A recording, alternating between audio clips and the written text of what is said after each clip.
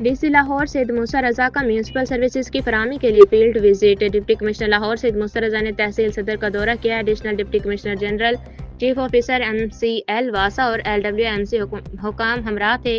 Assistant commissioner صدر سید قمر عباس نے انتظامی امور اور فیلڈ سرگرمیوں پر بریفنگ دی۔ ڈی سی لاہور نے بیدیاں روڈ، لدھڑ اور تھیٹر میں انتظامی امور کا جائزہ لیا۔ ڈپٹی کمشنر لاہور نے صفائی ستھرائی کے میکانزم اور آپریشن کا تفصیلی جائزہ لیا۔